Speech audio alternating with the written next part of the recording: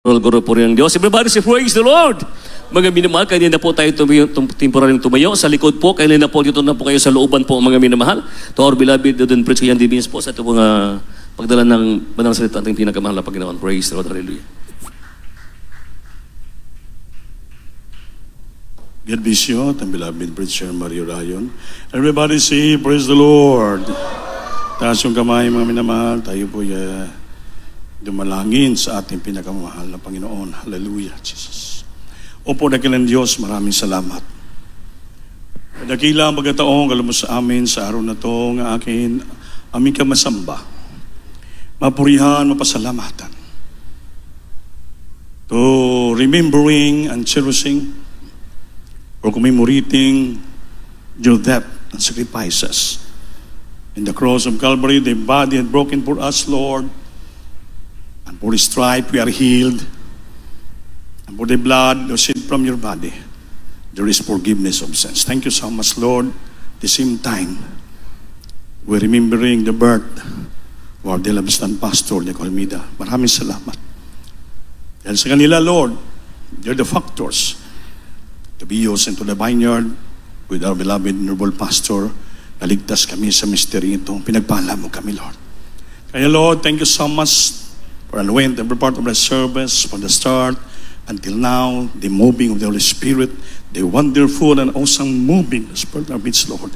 At you bless your part of the service. Thank you so much, Lord. This moment, O God, I visit to please anoint the humble servant to live in love and amidst the brethren. I bind Satan, cast out hindrances in our midst right now, Lord. In Jesus' name, amen. Pastor Lord. You ready to say, praise the Lord. Salamat sa ating walang Panginoon. So, please be seated. First of all, the highest praise, glory, honor, thanksgiving, and majesty, only to our loving God, our Savior, and give double honor and respect to our dearly beloved evangelist, Willis Almeida, and ten prophet of our loving God, our member, cheerless, the blessed memories, blessed pastor, Lina Almeida, and all beloved children, the all blessed Almeida family, and I greet also my beloved wife, my children, my co-workers, my co-preachers, to all of you, my dearest brothers and sisters in Christ, and sa ating mga webcast viewer na doon ngayon, sa ating mga bisita, magandang araw sa inyong lahat. Palakpakan po natin ang ating mga Panginoon. Everybody say, praise the Lord! Praise the Lord, salamat sa Panginoon. Sa araw na to, tayo po'y pinagpala ng Diyos. Amen? Amen? Dahil po araw ng kaarawan, talagang totoo, isaktong araw, July 28, ang kapanganakan po sa ating beloved pastor. Amen? Amen? Buhay na buhay sa alaala natin ang mga ginagawaan, ang mga gawa natin beloved pastor. That's why we always cherishing and remembering his blessed memories and mga precious teaching, mga iniwan niya, the life of example sa ating mahal na pastora. Amen ba? Amen. Kaya ang ating blessed pastor, one of the virtuous woman. Yung virtuous woman ay meaning virtue ba? Yung pinakaugali ng tao ngawing dapat siyang babae. Virtuous woman. Simple lang. A noble, capable wife, a woman of strength, moral goodness, and resolution. So, makita natin yan, mamahal. The same place we found in Proverbs 12, chapter 4, is translated an excellent wife. Meaning, ng virtuous woman is an excellent wife. Is the crown of her husband, such as woman worth is far above rubies. Excellent wife, excellent woman is the crown of her husband. Yung mga asawa na mga excellent, mga marunong, moral, in goodness, lahat, maasahan, capable wife, sila po'y tawag excellent wife. Na naging crown sila, corona sa ilang mga husband. Babae naging takus, far above rubies, mahigit pa sa sagbot lilinis ng ating mahal na Panginoon. Kaya ang ating mga mahal nga asawa, isipin natin one of the virtuous woman and an excellent wife. Mahal nyo ba yung asawa? Ay, wala man nagkasabi. Mga bana, mahal nyo bang yung asawa? Amen. Mahalin natin sila. Kay they are the crown of our life, ating mga asawa, mga minmal. Corona sila ng ating buhay.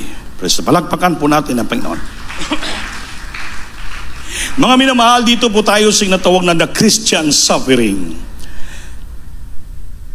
Kaya na-bless ako sa mga nagbigay ng patotoo. We have now a wonderful service today. Salamat sa Panginoon na kakabless yung ating mga testimony. Amen?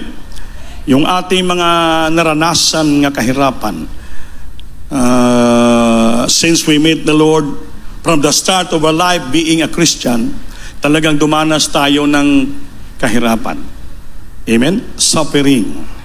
Kaya ngunit ang nakapaganda doon, minsan parang isipin natin, questionin natin, why Lord, na ako nagkikilala sa iyo, ganito ang buhay namin, naghihirap kami. Pero nang nagpatuloy lang kayo because of your faith, you continue serving the Lord and continue through the years at ilang taon ang nakalipas, yung pangako ng Diyos hindi po pwede maging sinungaling. Amen? Kaya yung pangako ng Diyos na tayo pagpapalain, natupad sa ating buhay. Ngayon, nagtestimony kayo, nahimaya natin, nulatin nating Panginoon, from galing sa kahirapan ng buhay, pagsubok, kawalaon. Mga minamahal, ngayon, pinagpala tayo. Tinitingala natin ang Panginoon Diyos. Bakit? Nakatapos mga anak natin ng eskwela, nalampasan natin mga pagsubok, nagpatuloy tayo. Ngayon, lahat ang ginagamit ng Panginoon, nga although we're not worthy. Alam mo, isang pribiliyo sa Kristiyano na gamitin ka ng Diyos. It's a great privilege nga gagamitin ka ng Panginoon nga although hindi naman tayo karapat-dapat. Amen ba? Walang karapat-dapat sa atin. We're not worthy. Ngunit ang Diyos, inawa tayong karapat-dapat upang tayo gamitin siyang gawain. He trusts us. He used us in His vineyard although we're not worthy. Mamin na kaya pinagpala tayo ng Diyos. Gagamitin ka ng Panginoon, isang mga awit, gagamitin ka maging musician, gagamitin ka maging choir, isang pribileyan. Kaya, paano nyo, pagbibigyan nyo ng halaga, give it importance of your calling. Halaga. Gawin mo, it's worth to be used by our loving God. Hindi mo basta-basta. Mahalaga po yon, mga minamahal. Kaya pinagpala tayo hanggang ngayon. Kaya ang ating target dito, hindi lang dito sa lupa, kundi ang ating kaligtasan sa langit pagdating araw. Hindi na magtagal po, babalik ng ating mahal na Panginoon. Anytime now, in the moment, in the twinkling of an eye, tayo po ay makarinig ng salita ng trumpita ng Diyos. At gigisingin tayo ng Panginoon, i-roll call po tayo at isama tayo ng Diyos sa Kanyang kaharian. Gusto mo bang sumama sa Panginoon sa langit? Siyempre, yan lang pong ating mapalad na pag-asa, ating bulahan ng paglaom na dapat tayo maglingkod kahit mainit, grabing problema, grabing iba-ibang klaseng sufferings in our life. But that is a privilege of us na tayo nag-suffer because of the sake of our loving God. Kaya dito po, basahin natin dito sa Biblia in Philippians chapter 1 verse 29. Kaya hindi pag-ibasa.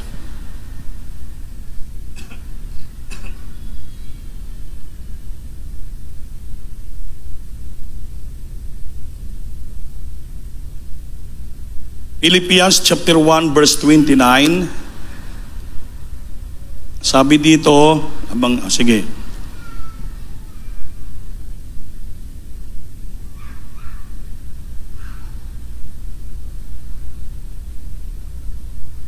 Ano ba yan? Walang sound?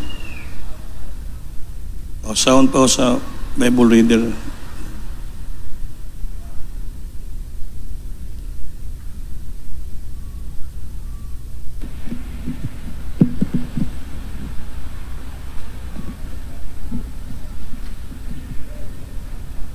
Praise the Lord.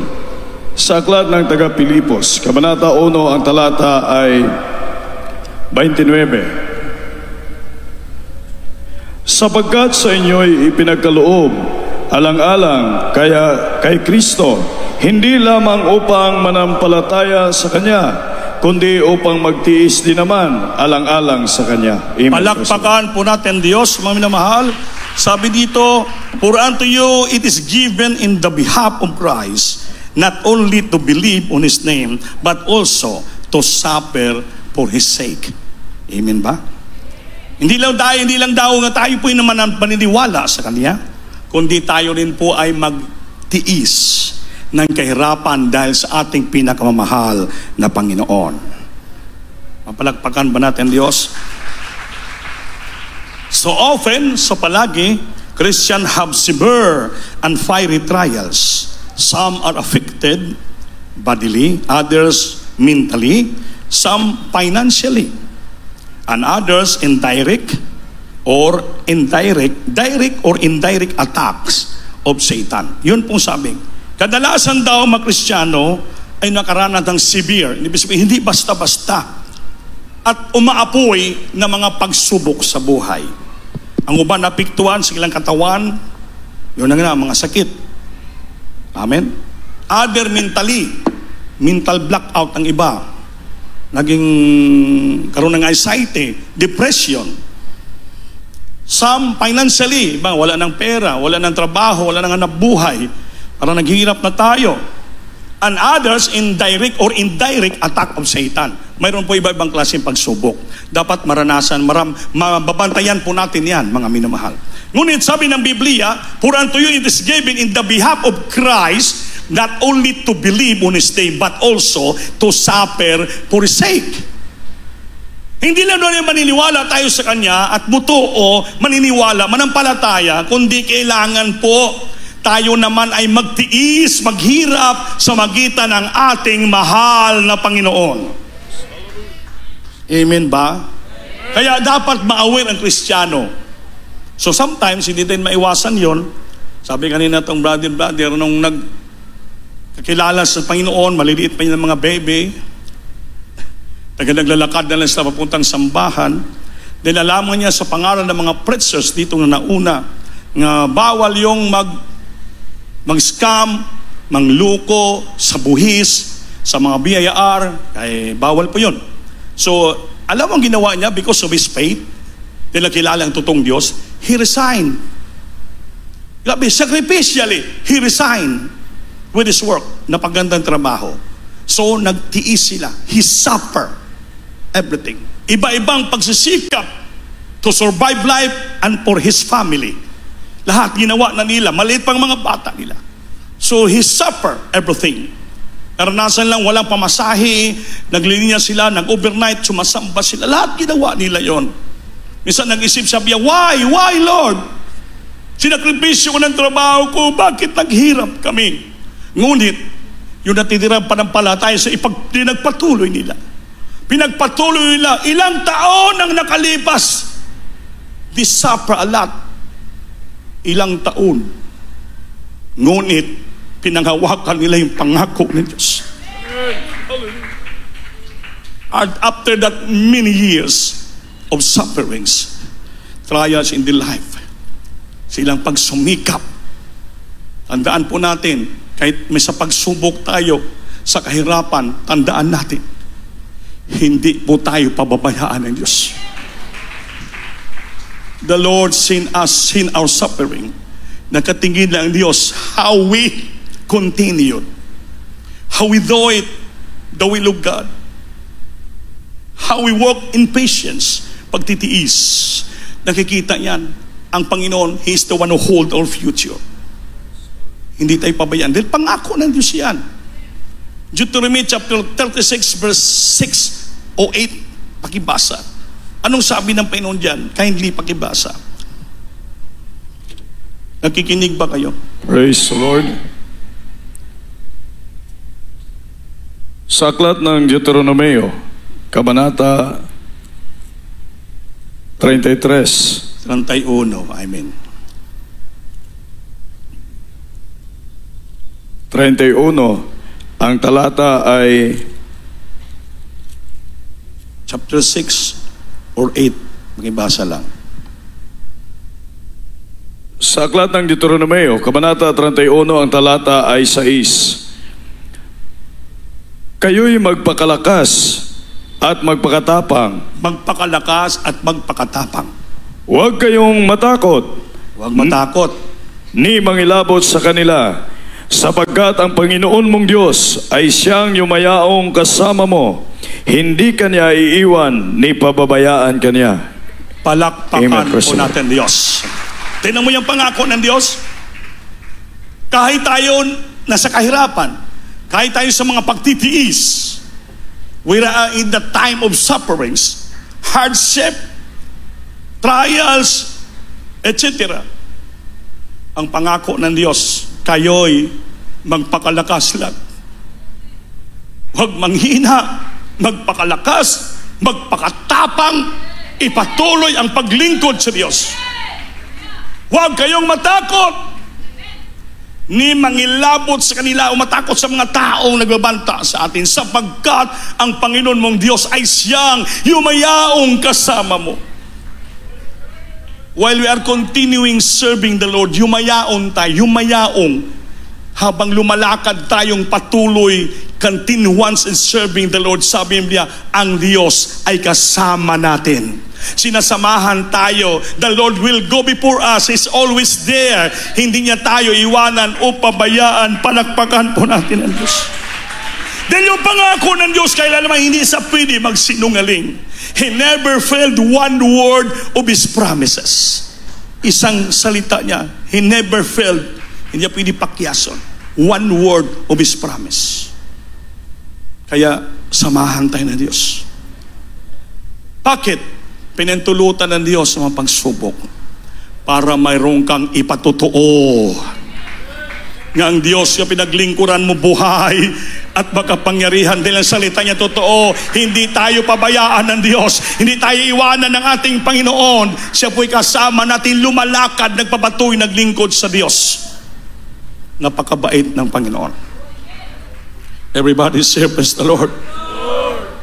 Minsan, many are calling out of God. Maraming tumatawag. Why? Bakit? Bakit, Lord? Do I have suffer like this? Bakit daw ako naghihirap katulad nito ngayon, Lord? Pero ang sabi ng Biblia, not only to believe on His name, but also to suffer for His sake. Palakpakan natin, Diyos. Everybody say, praise the Lord. Ang bersikulo ng Philippians 1:21, dalawa pong nakasulat diyan. Dalawa. Ito, this text message state a plain fact. You and I have double opportunity. Ano ibig sabihin? Dalawa. Una, to believe on the Lord Jesus Christ. Number 2, and to suffer for His sake. Dalawa. Double opportunity. Maniniwala ka sa Kanya, sa ating Panginoon, at magtiis ka sa kahirapan dahil sa Kanya. Amen? Amen? So it's a double opportunity. Naniniwala ka na, pero magtiis ka pa rin sa kahirapan ng mga pagsubok darating sa buhay mo. Hindi lang pwede nga, not only to believe on His name, but also to suffer. To suffer for His sake. Amen ba? Either bodily trials, sakit, or mentally, or financially, or other direct or indirect attack of Satan. Maraming klase. So, kailangan maging aware ang Kristiyano dito. Amen ba? Maging aware. Kung di natin mabantay ito, palagi tayo mag-question, bakit? Wala naman dapat tayo question sa Diyos. Dahil una, siya ang may nakaalam ng ating buwan. He's the one who holds our future. Palakpakan po natin ng Panginoon. Ngayon, ito mga pagsubok sa buhay, kahirapan, ito po'y, it's come to a privilege to suffer. Pribileyo ito. Sino naman tayo subukin ng Diyos? Amen ba? Amen? Amen? It's a privilege. It's come to a privilege. Pribileyo ba? Sino naman ako nga subukin ng Panginoon? Kasi pag sinusubok ka ng Panginoon, gaano kakamahal ng Diyos? Amen ba? Philippians chapter 3 verse 10, pakibasa. Praise the Lord. Sa aklat ng taga-Pilipos, Kabanata 3, ang talata ay 10. Upang makilala ko siya at ang kapangyarihan ng kanyang pagkabuhay na maguli at ang pakikisama ng kanyang mga kahirapan na ako'y natutulad sa kanyang pagkamatay. Amen. Palakpakan po natin, Diyos. So, upang makikilala ko siya ng lubusan in times of suffering at ang kapangyarihan ng kaniyang pagkabuhay na mangbuli, the power of resurrection, at ang pakikisama ng kaniyang mga kahirapan, kasamang kahirapan, na ako'y matutulad sa kanyang pagkamatay. Amen. Amen. Yan o, fellowship of his suffering, and the fellowship of his sufferings, being made conformable unto his death. Kung naghihirap tayo ngayon, nagtiis tayo, nasa pagsubok tayo ngayon, so tama lang para maging makonformable natin hanggang maramdaman natin yung paghirap, nagtiis din ng Panginoon sa cross ng Kalbaryo hanggang sa kanyang kamatayan. So it's a privilege for us to suffer, to be tried by the Lord, upang maisip-isip natin na grabing kahirapan na dinanas ng Diyos. Galing pa sa baba, nung hisgahan siya, binuhat niya napakabigat na cross, sinipa, linuwaan, inalipusta, tinusok tagiliran, hilatigo, hindi basta-basta matumba, tatayo siya, pasanin ang cross hanggang doon sa Kulguta, hanggang binabayubay siya. Grabe, inusig pa rin siya hanggang mamatay. Kahit iunahaw na siya sa grabing kahirapan, marami siyang sugat, ang painom sa kanya, abdo at suka, hanggang siyang mamatay, mga minamahal. Kaya sabi niya, Father, into thy hands I commit my spirit. And the fellowship of his sufferings, being made conformable unto his death. Makonform natin hanggang sa kamatay. Maramdaman natin kung gaanong hirap tiniis ng Diyos sa Krus Kalbaryo upang ibigay sa atin yung libreng kaligtasan. Kaya sa mga maliliit na pagsubok sa buhay natin, pinaparamdam lang ng Diyos sa atin, ya anak, dapat maghirap ka rin ng konti para madama mo rin kung gaano ako naghirap sa Krus Kalbaryo para sa iyo. Hindi kaya bayaran. Palakpakan natin. Walang sapat na halaga, walang sapat na salita. Sabi ng 2 Corinthians chapter 4 verse 17, our sufferings are very light in comparison. Ang ating kung napagtitiis kahirapan ngayon are very light, magaan lang in comparison sa paghirap ng Diyos sa krus ng Kalbaryo. Kindly pakibasa 2 Corinthians chapter 4 verse 17. Praise the Lord. Sa aklat ng 2 Korinto, Kabanata 4, ang talata ay 17. Sapagat ang aming magaang kapighatian na sa isang sandali lamang ay siyang gumagawa sa amin ng lalo't lalong bigat ng kaluwalhatiang walang hanggan. Palakpakan po natin, Diyos. Sabagat ang aming magaang kapighatian, light affliction. Kaya yung mga dumarating sa atin, naranasan nating kahirapan, it's only a light affliction. Magaan lamang yan, as bandalian lamang na kahirapan. Sapagat ang aming magaang kapighatian, sufferings and trials, na sa isang sandali lamang, kung sa Bisaya, sa Makadyot, mawala na. Amen? Isang sandali lamang ay siyang gumagawa. Amen? Sa maliit na panahon na tayo sinubukan ng Diyos, ito po'y gumagawa sa amin ng lalong bigat ng kulatiang hanggang wakas. Lalong pabigat na maramdaman natin nga may naghihintay sa atin na kalulatiang walang hanggang buhay sa langit. Nagdadala sa atin patungo sa kulatian ng Diyos. Yung kahirapan na magaan lamang naranasan natin sa lupa, ito'y magdadala sa atin, hallelujah, hanggang sa kulatian, buhay na walang hanggan sa langit. For our light affliction, which is but for a moment, sa madaling panahon, work it for us a far exceeding an eternal weight of glory. Kaya walang lugi. Amen? Walang lugi. Ngayon, sinong nalugi? Yung mga nalugi, yung walang magpatuloy. Pero tayong nagpatuloy, walang lugi sa atin. Walang natalo sa atin. You testify in front of the pulpit. You glorify the Lord and give praise and honor to a loving God. Na sa kabila ng kahirapan, pagsubok dumating sa buhay natin, nagpatuloy tayo, nanampalataya tayo, nagtiis tayo. Ngayon, you stand the pulpit, hallelujah, give your testimony, glory to our loving God. Ngayon, diba? Balik-balik, sabi, pinagpala kami. Sobra-sobra nga pagpapala.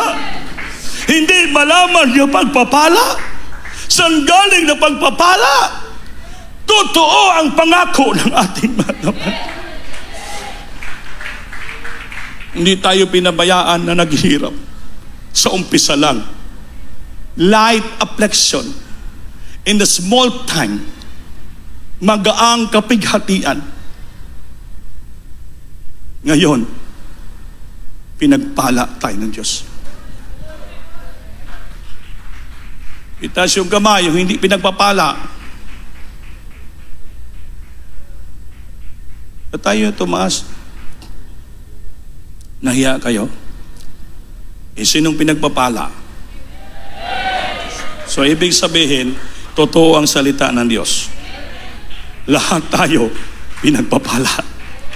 So, dumaan lang tayo ng manipis at panandali ang pagsubok at kahirapan. Amen ba? Amen. Our suffering are very light in comparison. To someone, life is a meaningless, for it consists only of turmoil, trouble, and pain and tears.